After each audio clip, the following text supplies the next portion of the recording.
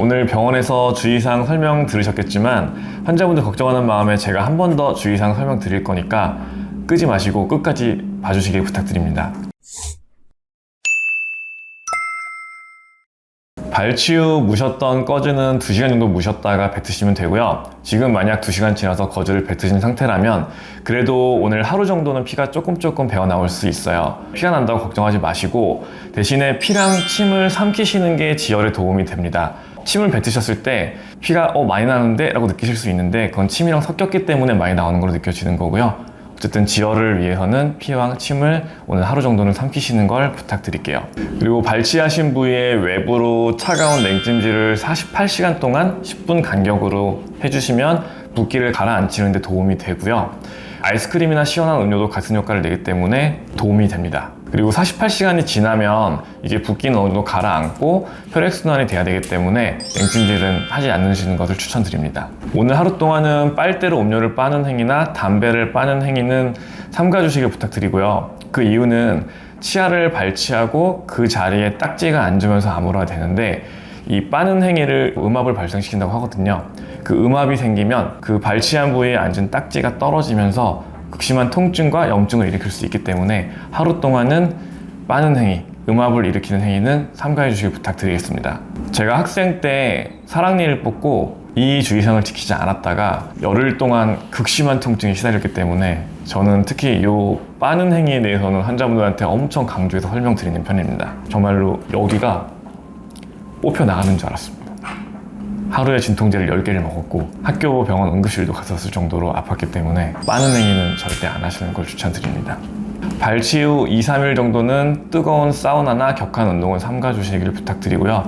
적어도 일주일은 음주와 흡연을 삼가주시길 부탁드립니다. 음주와 흡연은 원래 건강에 좋지 않잖아요. 근데 이를 빼고 아무는 과정에서 음주와 흡연은 특히 더 안 좋은 영향을 끼치기 때문에 적어도 일주일 정도는 꼭 삼가주시길 부탁드리고요.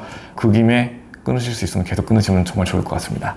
마취가 풀리기 전까지는 볼살이나 혀를 깨물 수 있기 때문에 식사를 되도록 안 하시는 걸 추천드리고요. 만약 꼭 식사를 해야 되는 상황이라면 마취하신 반대쪽으로 식사를 부탁드리겠습니다. 이를 뺀 부위를 제외하고는 평소대로 양치질을 하시면 되고요. 처방해드린 약은 용법대로 복용하시면 됩니다. 단 약을 복용하셨을 경우에 알러지 반응이나 속쓰림, 설사 등 위장장애가 발생했을 경우에는 약을 중단하시고 병원으로 바로 연락을 주시길 부탁드립니다. 오늘 다시 한번 발치하느라 고생 많으셨고요. 지금 제가 말씀드린 주의사항은 꼭 지켜주시길 부탁드리고 그럼에도 불구하고 불편하시거나 아프신 상황이 생기시면 병원으로 바로 전화 주시길 부탁드릴게요. 오늘 발치하느라 정말 고생 많으셨고요. 다음 내용 때 뵙겠습니다. 감사합니다.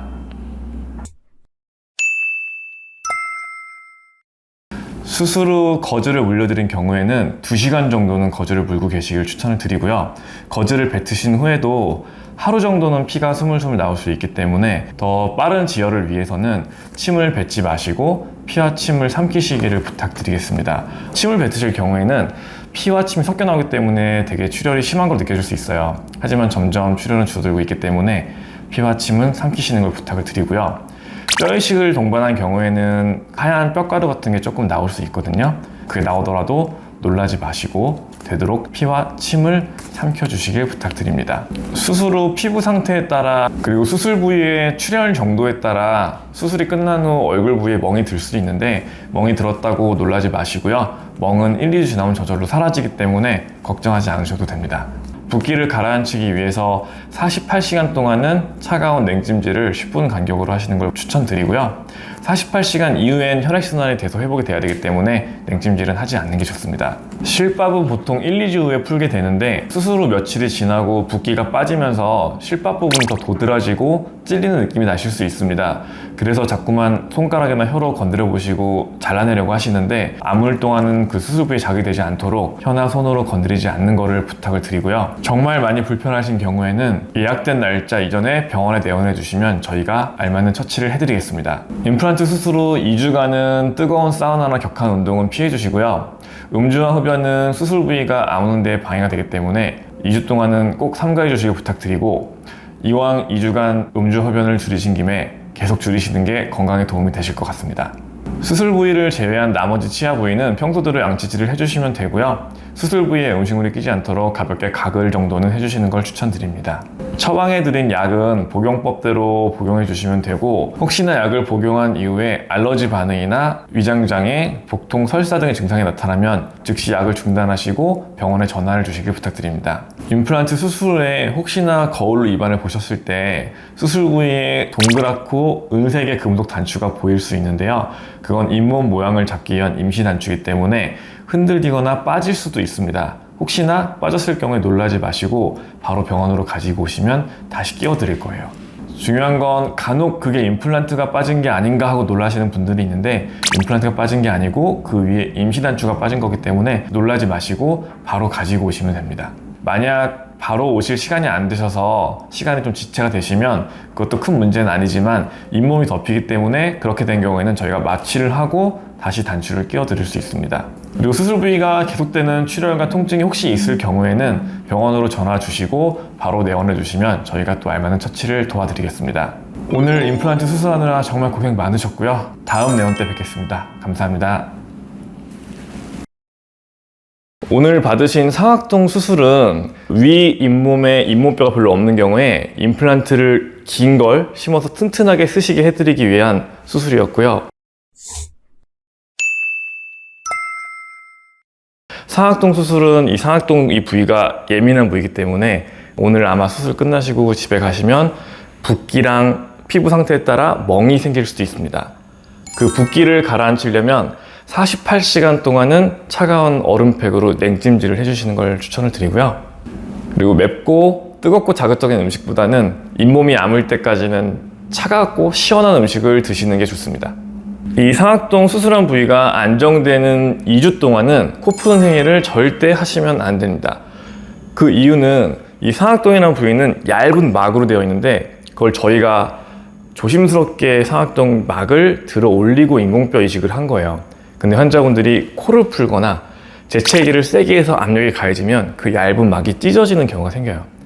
저절로 아물긴 할 텐데 그런 찢어지는 경우에는 그 저희가 환자분도 힘들게 했던 뼈 이식했던 뼈가루 같은 게 새어나올 수 있기 때문에, 그리고 염증이 생길 수 있기 때문에 2주 동안은 코 푸는 거, 재채기 하는 거는 꼭 주의하시길 부탁드립니다.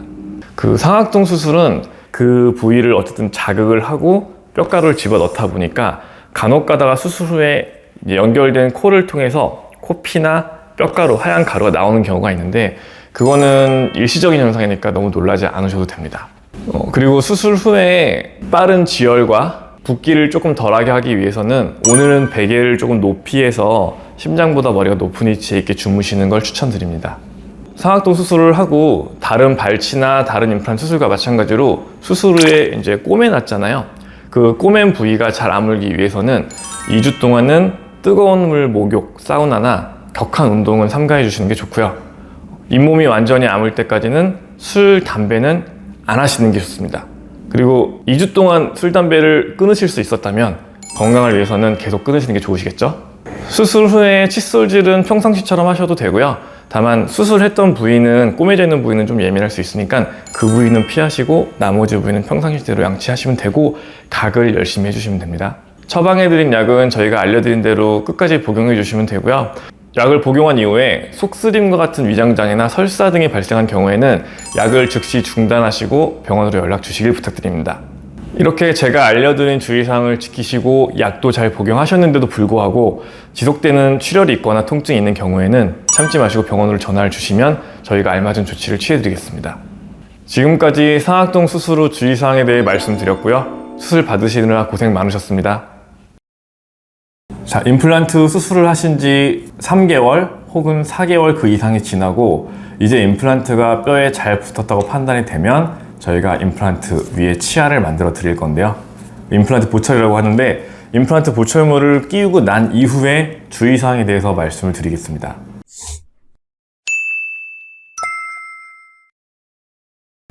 첫 번째로는 이가 빠지고 몇 달 동안 비어있는 채로 지내셨기 때문에 오랜만에 이를 끼우고 나면 처음 깨무실 때 그 맞물리는 위의 치아에 오랜만에 힘이 가기 때문에 그 치아에 통증이 올 수 있고요. 오랫동안 비어있는 공간에서 치아가 생기기 때문에 씹을 때 혀나 볼살 근육이 적응이 아직 안 돼서 혀, 볼살을 씹을 수도 있습니다. 근데 지금 말씀드린 맞물리는 치아의 통증과 혀, 볼살이 씹히는 거는 적응의 문제이기 때문에 한 1, 2주 지나면 다 적응이 되실 거예요. 너무 걱정 안 하셔도 됩니다. 그리고 두 번째로는 임플란트는 치아와는 다르게 그 치아의 뿌리 쪽에는 원래 인대가 있기 때문에 씹는 힘에 대한 충격을 완화시키는 작용을 하거든요.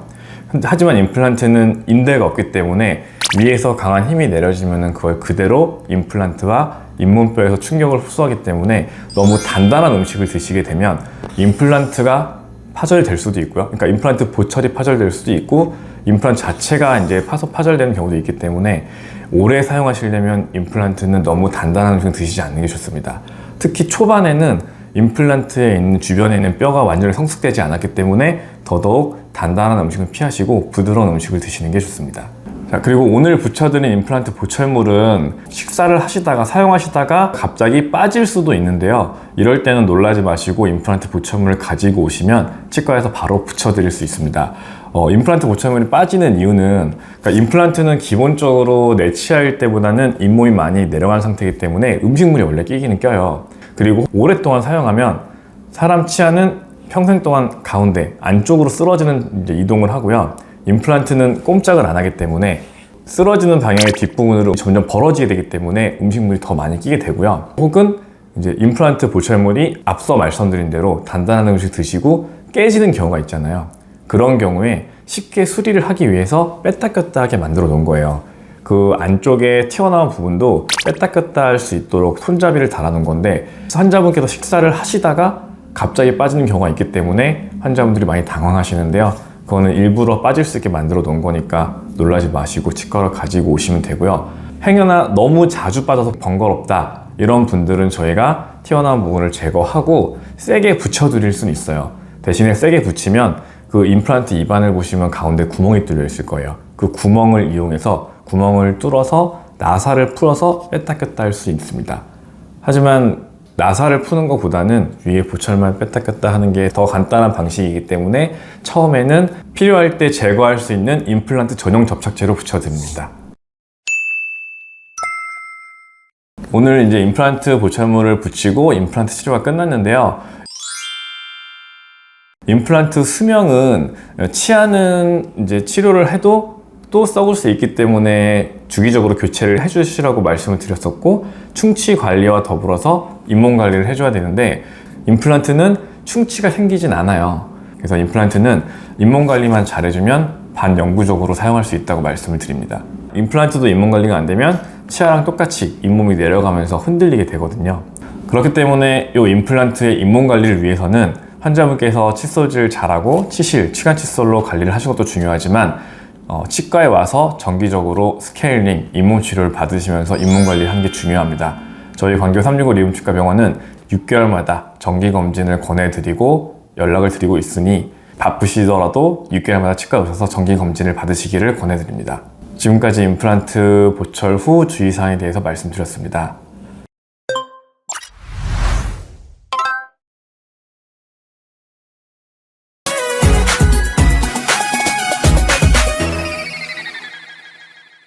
안녕하세요. 광교 365 리움치과병원 이시영 원장입니다. 임플란트 치료가 끝났습니다. 수술도 잘 되었고 보철도 잘 마무리되었고요. 그동안 치료받느라 고생 많으셨습니다. 오늘 보철물이 끼는 느낌은 저희가 음식물이 끼지 않도록 일부러 부여해드린 부분이고 하루만 지나면 끼는 느낌은 사라질 겁니다. 대신에 치아와 잇몸 사이의 틈은 어느 정도 있기 때문에 음식물이 아예 안 낄 수는 없고요. 그 부분은 음식물이 잘 빠져나오도록 저희가 모양을 만들었기 때문에 치실과 치간 칫솔로 관리를 부탁드립니다. 높이는 저희가 잘 조절해 드렸지만 사용하시다가 불편한 점이 생기면 얼마든지 조절해 드릴 수 있으니 불편하시면 꼭 병원에 오셔서 말씀해 주세요. 오늘 치료가 끝났기 때문에 임플란트에 대한 주의사항 3가지만 설명을 드리겠습니다. 첫 번째 주의사항은 자연 치아는 치아의 뿌리와 잇몸뼈 사이에 인대가 있기 때문에 단단한 음식을 드셨을 때 어느 정도 충격 완화 작용을 합니다. 하지만 임플란트는 임플란트와 잇몸뼈 사이에 인대가 없이 직접 뼈에 붙어 있기 때문에 단단한 음식을 지속적으로 드실 경우에 그 충격이 잇몸뼈로 직접 전달돼서 골파괴 현상이 생길 수도 있습니다. 일반적인 식사는 무리가 없는데 오돌뼈나 마른 오징어, 삼겹살 드실 때 물렁뼈 같은 단단한 음식은 좀 최대한 피해 주시길 부탁드립니다.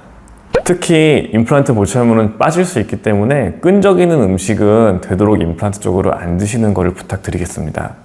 두 번째 주의사항은 임플란트도 치아처럼 잇몸뼈에 묻혀서 유지가 되기 때문에 잇몸에 염증이 생기면 임플란트도 망가질 수 있습니다. 그래서 염증이 생기지 않도록 칫솔질, 그리고 치간 칫솔, 치실들을 이용해서 잇몸을 항상 청결한 상태로 유지할 수 있도록 관리하셔야 되고 6개월마다 치과에 방문하셔서 관리를 받으시길 추천드립니다. 마지막 세 번째 주의사항은 임플란트 보철물에 관한 내용인데요. 단단한 음식을 지속적으로 드실 경우에 앞에 말씀드린 대로 잇몸뼈에 골파계 현상이 올 수도 있지만 그 임플란트 상부에 보철물이 깨질 수도 있습니다. 그리고 임플란트 주변의 자연 치아들은 평생 동안 생리적인 이동을 해요. 임플란트 치아는 꼼짝을 하지 않지만 주변 치아들은 이렇게 기울어진다거나 치아가 이동을 할 수가 있습니다. 그래서 치아 사이가 나중에 세월이 흐르면 벌어질 수가 있어요. 임플란트 보철물이 깨지거나 이렇게 치아 사이가 벌어져서 음식물이 많이 끼는 경우에는 임플란트 보철물을 교체를 해줘야 됩니다. 그래서 그 교체를 위해서 저희가 임플란트 보철물에 구멍을 뚫어 놓거나 아니면 잘 빠지도록 약하게 붙여놓기 때문에 환자분들께서는 임플란트를 사용하다 보철물이 뜻하지 않게 빠지는 경우가 종종 있을 수 있어요. 그거는 저희가 임플란트 보철을 수리를 편하게 할 수 있도록 만든 거기 때문에 놀라지 마시고 빠지면 바로 치과에 가지고 오시면 됩니다. 지금까지 말씀드린 세 가지 주의사항 잘 기억해 주시고요. 저희는 6개월마다 잘 체크해서 임플란트 오래오래 쓰실 수 있도록 잘 관리해 드리겠습니다. 그동안 치료받으시느라 고생 많으셨습니다. 감사합니다.